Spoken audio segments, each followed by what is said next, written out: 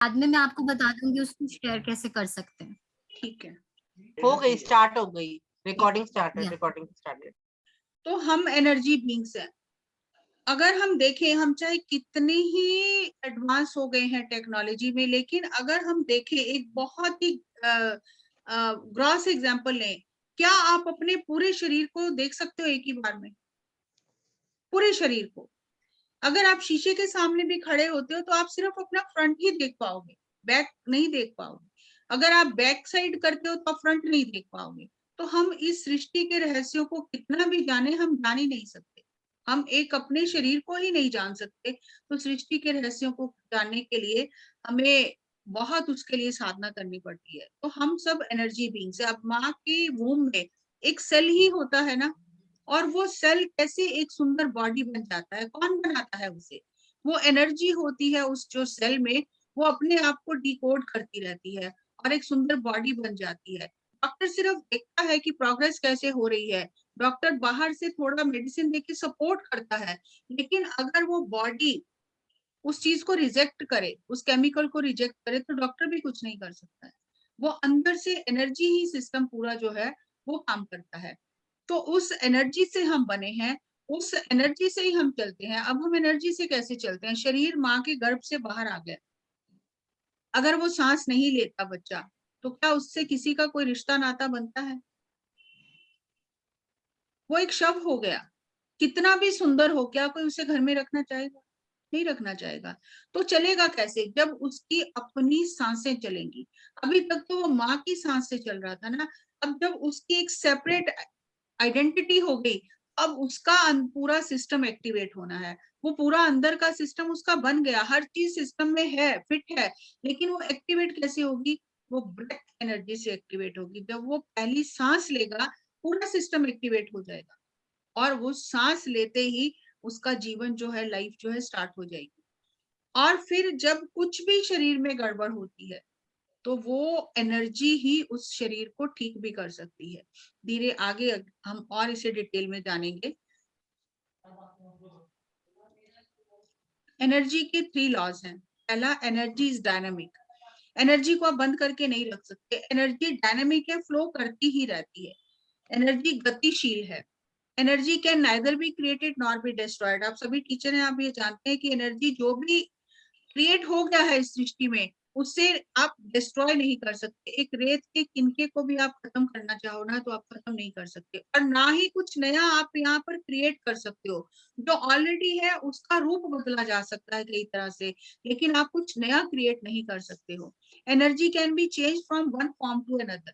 एक फॉर्म से दूसरे फॉर्म में बदली जा सकती है एनर्जी, लेकिन वो बेसिक एनर्जी वही रहेगी। जैसे अगर इसका सिंपल एग्जांपल हम लें, दूध है, दूध में घी है लेकिन हमें दिखाई नहीं देता, लेकिन अगर उस दूध की हम मलाई निकालें, या उस दूध की दही हम जमा कर फिर उसे मतें, उस प्रक्रिया से हम उसमें उसको दही को भिगोएं, और फिर उसमें से हम मक्खन निकालें, फिर मक्खन को गर्म करके हम घी निकालें, तो हमने इस पूरे प्रोसेस में क्या किया? वो जो दूध में घी था, वो जो एनर्जी थी, उसको हमने प्रोसेस करके हम घी तक लेके आए। लेकिन घी बना कैसे?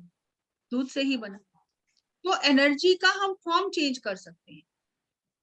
Energy can neither be created nor be destroyed. Energy can be change from one form to another. जैसे बर्फ है, बर्फ से पानी बना, और पानी भाप बन के फिर बादल बन गया, फिर बादल बरसे, फिर वो पानी वापस धरती पर आ गया। तो ये पूरा साइकिल चलता रहता है, एनर्जी का रूप बदलता रहता है। अभी यही प्रिंसिपल ह्यूमन बॉडी पे भी लागू होता है। ह्यूमन एनर्जी सिस्टम क्या है? ब्रेथ एनर्जी से ये चलता है, जैसे अभी हमने बात की है। तो सबसे पहले जो एनर्जी है हमारी, जो हमारा एक एनर्जी करंट हमारी बॉडी में हर समय चलता रहता है, स्पिरिचुअल एनर्जी कहें, ब्रेथ एनर्जी कहें, वो हमारा ह्यूमन एनर्जी सिस्टम उसी से चलता है। Then second is speech energy. अभी मैं आपसे बात कर रही हूँ, आप मेरी बात सुन पा रहे हो, लेकिन इन शब्दों के साथ जो ऊर्जा जा रही है आप तक, जो इस ब्रह्मांड में ऊर्जा जा रही है, अब मैं शब्द बोल रही हूँ, मैं भी सुन रही हूँ, आप भी सुन रहे हो, और वो शब्द इस ब्रह्मांड में जा रहे हैं। वो every word is an energy packet. ये बीज हैं जो हम ब्रह्मांड में डाल रहे हैं और ये कई गुना बढ़ के वापस आएंगे। ये एनर्जी कैसे काम करती है ये हम आने वाले सेशन में जानेंगे। देन थॉट एनर्जी, हर एक चीज इस यूनिवर्स में 2 बार क्रिएट होती है। पहले किसी के दिमाग में विचार आता है और फिर वो उस पर काम करता है, फिर वो धरती पर उस चीज को वो मैनिफेस्ट होती है। जैसे अगर एग्जांपल लें तो राइट ब्रदर्स ने एरोप्लेन बनाया, तो एरोप्लेन सीधा बनकर धरती पर नहीं आया, पहले उनके मन में विचार आया। उस विचार को काम करते करते, मेहनत करते करते, फिर उन्होंने एक मॉडल बनाया, उस पे काम करते करते जब वो सक्सेसफुल हुए और फिर वो जो उनके विचार में हवाई जहाज बना था, कभी जो उनका सपना था वो साकार हुआ। तो हर चीज यूनिवर्स में 2 बार बनती है, पहले हमारे थॉट्स में, फिर वो सही मायने में हमें धरती पर दिखाई देती है। जितनी भी हम वैज्ञानिक खोज कर रहे हैं, कि पहले किसी के अंदर वो विचार आया है और उस विचार पर उसने दिन रात मेहनत की है, तो आज हम सारी सुख सुविधाओं का लाभ ले रहे हैं। तो ये हमारी थॉट एनर्जी है, इसके बारे में जानेंगे। एंड देन आता है इमोशनल एनर्जी, भावनात्मक एनर्जी। कैसे हमारी भावनाएं हमारी एनर्जी को ड्रेन करती हैं या हमारी एनर्जी को बढ़ा देती हैं। अगर हमें ये 4 चीजें समझ में आ जाएं तो हम अपनी लाइफ को बहुत अच्छे से जी सकते हैं। क्योंकि हमें पता नहीं है तो हम अनजाने में इस साइंस को समझे बिना अपना ही नुकसान करते रहते हैं और हमें ये भी पता नहीं चलता कि हम ही बार बार अपना नुकसान कर रहे हैं। जैसे मान लो कि ग्रेविटेशन का नियम है, हम सभी जानते हैं कि जो चीज ऊंचाई से गिरेगी वो नीचे जाएगी, टूटेगी, फूटेगी, और अगर इंसान भी गिरेगा तो उसे चोट लगेगी। हम सभी को ये ग्रेविटेशन का नियम, गुरुत्वाकर्षण का पता है। तो अपनी होश हवास में जानबूझकर कोई भी ऊंचाई से कूदता नहीं है, क्योंकि हमें पता है कि गिरने से चोट लगेगी। अब इसमें पृथ्वी को हमसे कुछ लेना देना नहीं है कि किसी को चोट लगे, कम लगे, ज्यादा लगे, उसमें पृथ्वी को कुछ लेना देना नहीं है। लेकिन वो नियम अपना काम कर रहा है कि जब ऊंचाई से कोई चीज गिरेगी तो टूटेगी या उसे चोट लगेगी। जैसे पानी है, हमेशा ढलान की तरफ बहता है, वो नियम काम कर रहा है। जैसे बिजली की नंगी तार है, इलेक्ट्रिसिटी अपना काम कर रही है, लेकिन हमें पता है कि बिजली की नंगी तार को अगर हम छू देंगे तो हमें करंट लगेगा, हमारी जान जा सकती है। तो हम अपनी होश हवास में छूते नहीं है नंगी तार को, क्योंकि हमें ये समझ लिया, नियम समझ लिया कि इस गैजेट के साथ में, इस इंस्ट्रूमेंट के साथ में काम कैसे करना है। लेकिन ये जो इतना सोफिस्टिकेटेड इंस्ट्रूमेंट है, जो इस सृष्टि का सबसे कॉम्प्लिकेटेड डिवाइस है, उसे हमने बिना समझे ही चलाना शुरू कर दिया और हम उसी चक्रव्यूह में उलझते चले। तो हम इन 7 दिनों में ये जानेंगे कि इस डिवाइस को चलाने के नियम क्या है, कैसे इस डिवाइस को चलाकर इसकी हम फुलेस्ट पोटेंशियल को एक्सप्लोर कर सकते हैं। तो सबसे पहले हम ब्रेथ एनर्जी पे बात करेंगे कि हर एक व्यक्ति को नींद में एनर्जी मिलती है। आप थक जाते हो, आपको कहीं पेन हो रहा है, आपका सिर दर्द कर रहा है, आपका मन ठीक नहीं है, आपके अंदर बहुत बेचैनी है, लेकिन जब आप सो जाते हो, आपको गहरी नींद आ जाती है, आप रिलैक्स हो जाते हो। अगले दिन आप जब उठते हो तो आपकी बॉडी ऑलमोस्ट रिपेयर हो चुकी होती है। अब क्या हुआ, आप तो सो गए, लेकिन बॉडी ने कितना उस नींद में काम किया, कितनी एनर्जी गेन की। तो अनकॉन्शियसली हम अपने सेंटर से जुड़ जाते हैं, अनकॉन्शियसली हम उस नींद में अपनी सांसों के माध्यम से कॉस्मिक एनर्जी को ग्रहण करते हैं, कॉस्मिक एनर्जी को लेते हैं, और इसलिए हम अगले दिन काम करने के लिए तैयार हो जाते हैं। अगर किसी दिन आपको अच्छी नींद ना आए, बीमारी हो या कोई तकलीफ हो या कोई दुख भरी खबर सुन ली और आप पूरी रात सो नहीं पाए, क्या आप अगले दिन काम कर सकते हैं? सिर भारी लगता है, थोड़ी नींद आ जाए, हम हर तरह से कोशिश करते हैं हम रिलैक्स हो जाएं, लेकिन जब तक नींद नहीं आएगी हम रिलैक्स नहीं हो सकते। चाहे हमें दिन में ही झपकी आ जाए तो हमारा शरीर हल्का हो जाता है। क्या होता है, सांसों के साथ हमारे अंदर जो प्राण ऊर्जा प्रवेश करती है, जब प्राण ऊर्जा हमारे शरीर में बढ़ती है तो हमारी बॉडी डिटॉक्सिफाई होती है, रिलैक्स होती है। हमारी बॉडी का जो वियर एंड टियर होता है पूरा दिन काम करने से, वो रिपेयर हो जाता है और हम अपने ही आत्मा से जुड़ जाते हैं। लेकिन ये सब कुछ अनकॉन्शियसली होता है, हमें इसके बारे में कुछ भी पता नहीं। बस हमें इतना पता है अच्छी नींद आएगी अगले दिन हम काम कर सकते हैं, अच्छी नींद नहीं आएगी हम काम नहीं कर सकते। तो ये खुद के साथ में अनकॉन्शियस कनेक्शन है। यहाँ नींद में ध्यान हो रहा है लेकिन हमें कुछ भी पता नहीं। अब जब हम ध्यान करते हैं, जब हम अपनी सांसों को ऑब्जर्व करते हैं, जब हम इस टेक्निक को अप्लाई करते हैं, तो ये खुद के साथ में कॉन्शियस कनेक्शन है।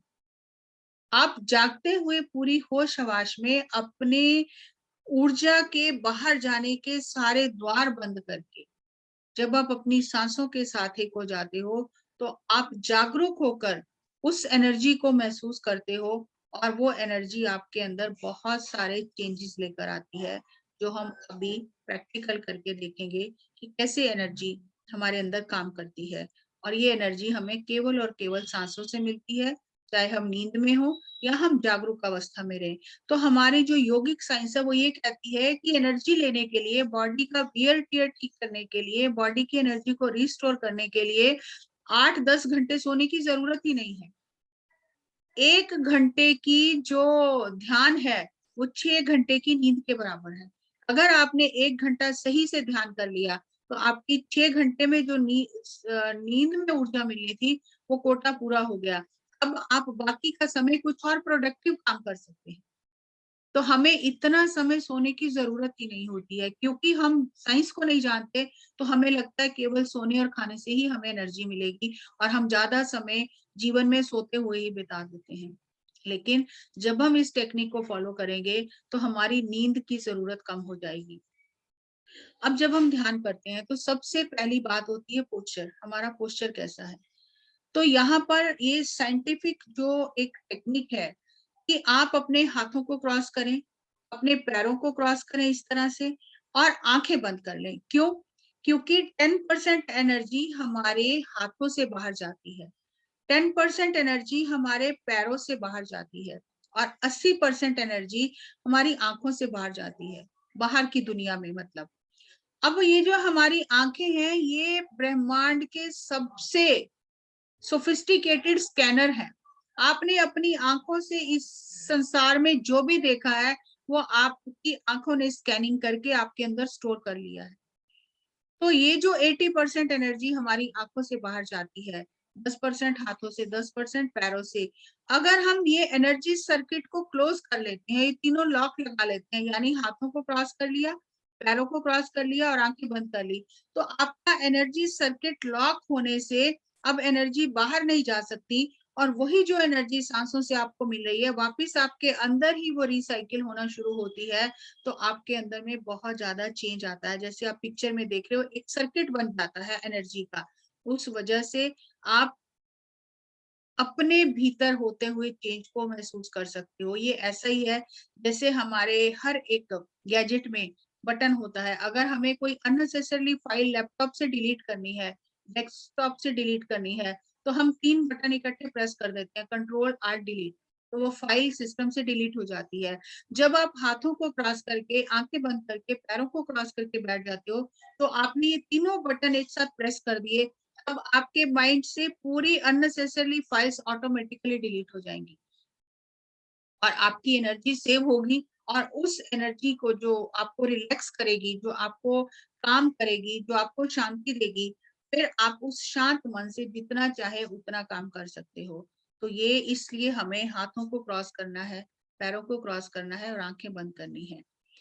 अब हर एक थॉट जो है वो एनर्जी ड्रेन करता है।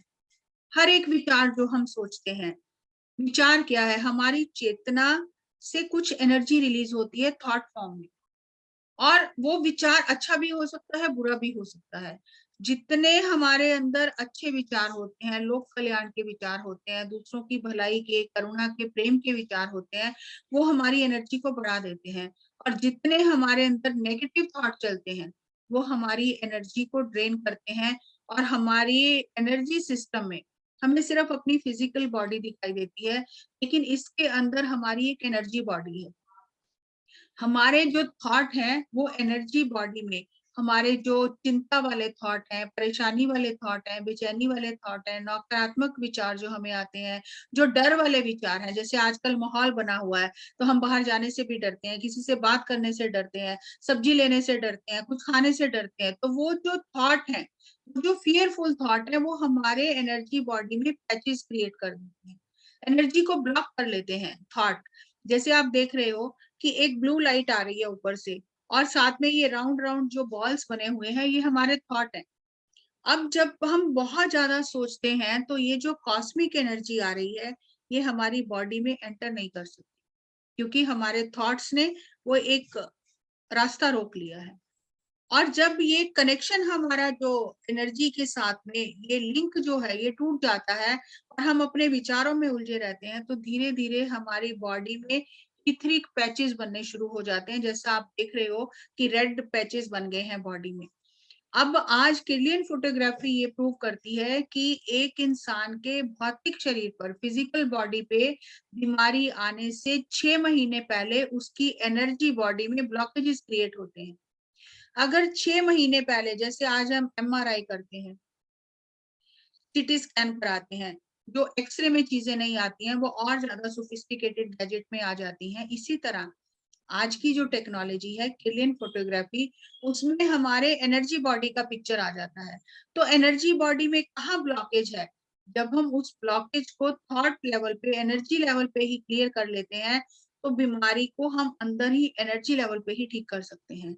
और इस पर बहुत रिसर्च हो रही है और आजकल तो बहुत सारे इस पे थेरेपीज चली हुई है कि आप अपना ऑरा स्कैन करा के, अपनी बॉडी का स्कैन करा के, एनर्जी का स्कैन करा के एनर्जी लेवल पे बीमारी शरीर पर आने से पहले ही ठीक कर सकते हैं, ताकि आपको पता रहे कि मेरा एनर्जी कहाँ कम हुआ है।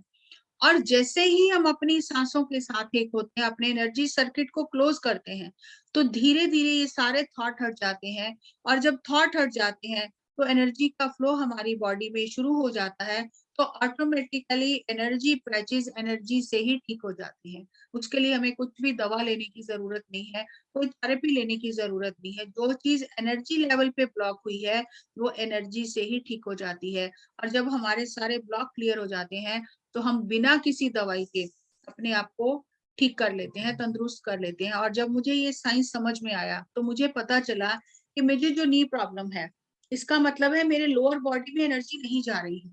क्यों नहीं जा रही है? क्योंकि मेरे थॉट जो हैं उन्होंने वो एनर्जी को ब्लॉक किया हुआ है।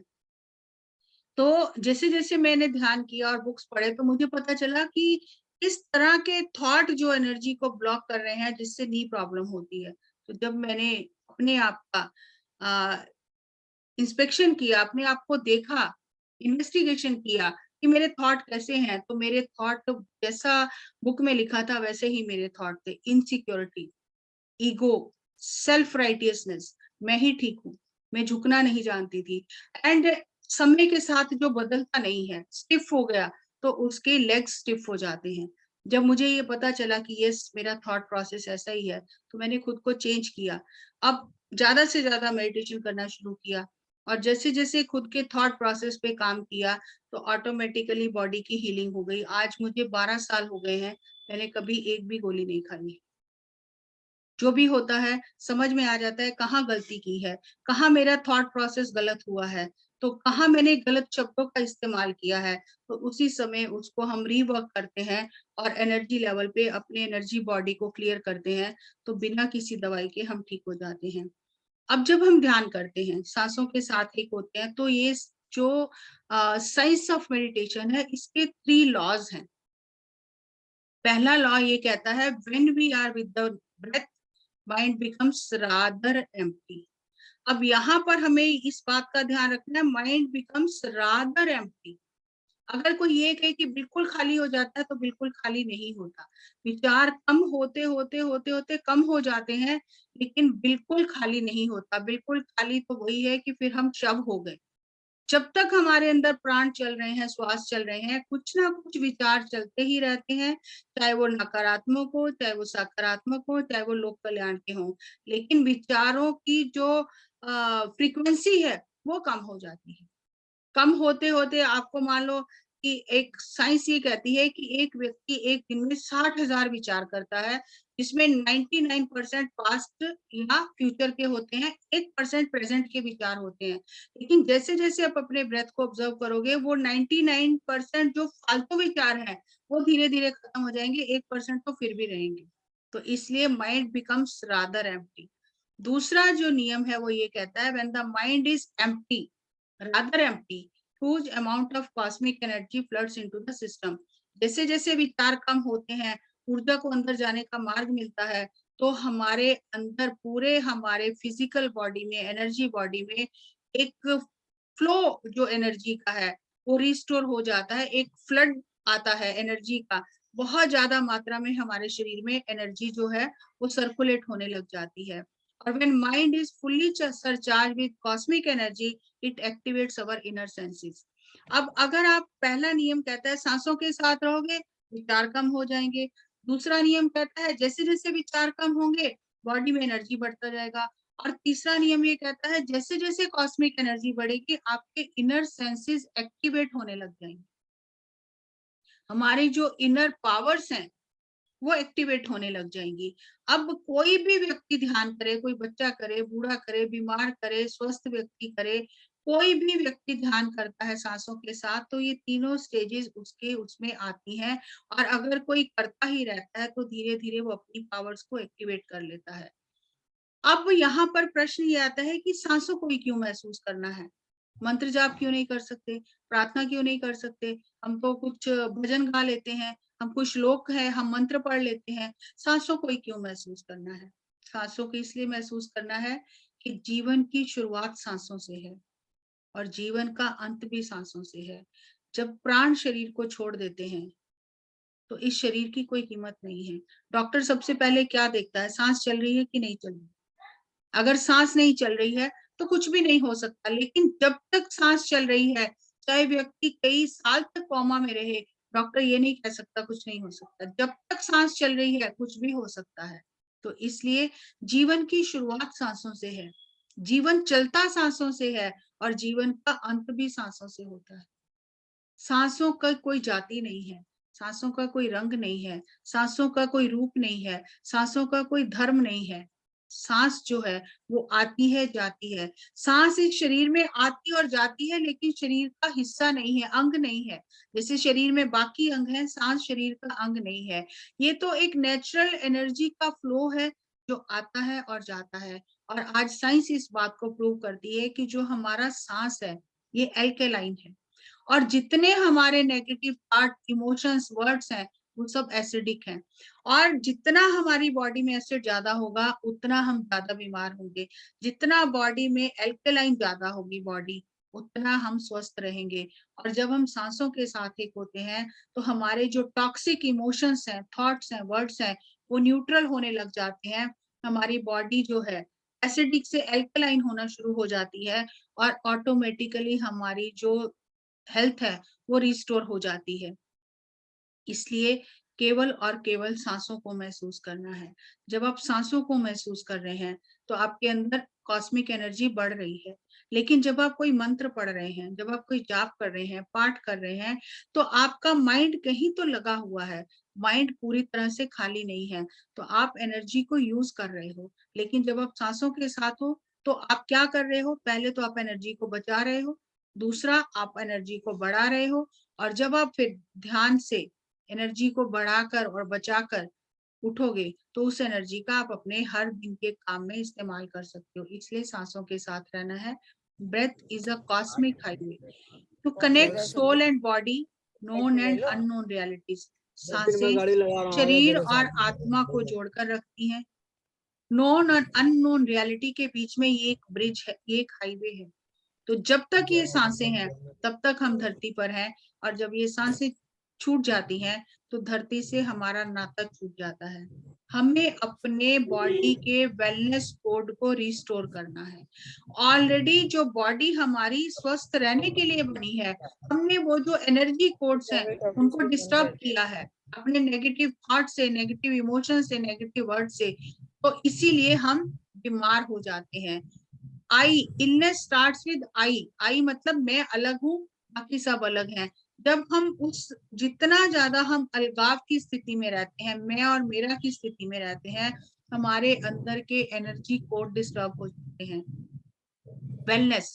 Wellness starts with we. जितना हम वननेस की फीलिंग में रहते हैं, जितना हम एक दूसरे के साथ में मिलजुल कर सहयोग से रहते हैं, उतना हमारे एनर्जी कोड रिस्टोर हो जाते हैं, रीएस्टेब्लिश हो जाते हैं। और ब्रेथ के साथ में जब हम ध्यान करते हैं, ये हमारे एनर्जी कोड्स को रीएस्टेब्लिश कर देता है, रिस्टोर कर देता है।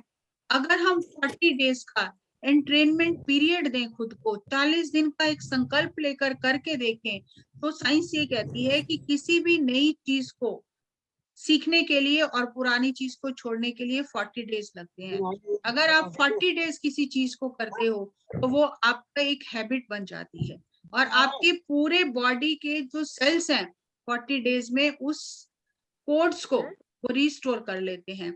अब यहाँ पर एक चीज आपको ये बताऊं कि हम खाना खाते हैं तो हमें लगता है खाना 2 घंटे 2.5 घंटे में पच गया, फिर हमने दोबारा से खा लिया तो खाने का काम खत्म हो गया और वेस्ट हमारी बॉडी से बाहर निकल गया। लेकिन ये जो 40 डेज का एंट्रेनमेंट पीरियड है, इसका इम्पोर्टेंस क्या है? किसी की साउंड आ रही है। सविता मैम, अपने आप को म्यूट कर लीजिए प्लीज। सविता रानी मैम, ये जो 40 डेज का एंट्रेनमेंट पीरियड है, इसका इंपॉर्टेंस क्या? आप देखते हो सभी धर्मों में चालीसा कहा जाता है, हनुमान चालीसा पढ़ते हैं हम, 40 दिन गुरुद्वारे जाते हैं, 40 दिन के रोजे होते हैं, हर धर्म में 40 दिन का इंपॉर्टेंस है। अब ये इंपॉर्टेंस 40 दिन का क्यों है कि आज हमने जो खाना खाया, वो खाना हमारे पेट में जाकर कुछ एसिड रिलीज हुए, कुछ केमिकल रिलीज हुए और वो लिक्विड में कन्वर्ट हो गया। अब वो लिक्विड जो है वो फिल्टर हुआ हमारी बॉडी में, और जो लिक्विड है, जो सॉलिड से लिक्विड बना, उसमें से रफेज अलग हो गया और वो हमारी बॉडी से बाहर आ गया। अब जो वो लिक्विड बना है, जो जूस फॉर्म में खाना हमारी बॉडी में बना है, उस खाने से हमारा ब्लड बनेगा, उसी से और फिल्टर होगा और सटल होगा वो, तो मसल्स बनेंगे, उसी से और सटल प्रोसेस से गो थ्रू जाएगा तो बोन्स बनेंगे, बोन्स मैरो बनेगा, स्पर्म बनेंगे, स्किन बनेगी, और फाइनली वो जो खाना है, खाने का जो पोर्शन हमें दिखाई नहीं देता, एनर्जी पोर्शन जो है, उससे हमारा ऑरा बनेगा। इसीलिए कहते हैं जैसा अन्न वैसा मन, क्योंकि मन क्या है? थॉट है। तो थॉट कहाँ से आ रहे हैं? उसकी जड़ हमारे खाने में है। जैसा हम खाना खा रहे हैं वैसे ही हमारे विचार बनेंगे। अब इस पूरे प्रोसेस में 40 डेज लगते हैं, इसलिए 40 डेज अगर हम लगातार किसी चीज को प्रैक्टिस करते हैं तो वो हमारे सिस्टम का पार्ट बन जाता है। अगर किसी को स्किन प्रॉब्लम है, अगर आप डॉक्टर के पास भी जाओगे, वो बोलेगा स्किन प्रॉब्लम ठीक होने में कम से कम 6 महीने लगेंगे, क्योंकि बहुत सारे प्रोसेस से गुजरते हुए फाइनली स्किन पर आया है वो खाना। तो स्किन प्रोसेस, स्किन को अगर रिपेयर करना है, स्किन की प्रॉब्लम को ठीक करना है, तो पीछे के सारे प्रोसेस ठीक होने चाहिए, तब जाके स्किन ठीक होगी। और किसी का अगर ऑरा आभा मंडल नेगेटिव है तो उसे ठीक करने के लिए सब कुछ पहले ठीक होगा, तब आभा मंडल ठीक होगा। तो ये 40 डेज में हमारे बॉडी का एक एक सेल जो है वो रीजनरेट जो होता है, नए सेल बनते हैं, और जो पुराने डेड सेल बॉडी से बाहर जाते हैं, तो एक साइकिल 40 डेज में कंप्लीट होता है। अगर आपने 39 डेज किया और एक दिन आपने छोड़ दिया, तो क्या आप चालीसा फिर एक दिन करके 40 डेज काउंट कर सकते हो? नहीं कर सकते। आपको फिर एक से शुरू करना होगा, क्योंकि वो लिंक, जो चेन बनी थी सेल्स की, वो टूट गई है। तो आपको 40 डेज फिर शुरू से करना होगा, ताकि वो एक साइकिल कंप्लीट हो बॉडी का।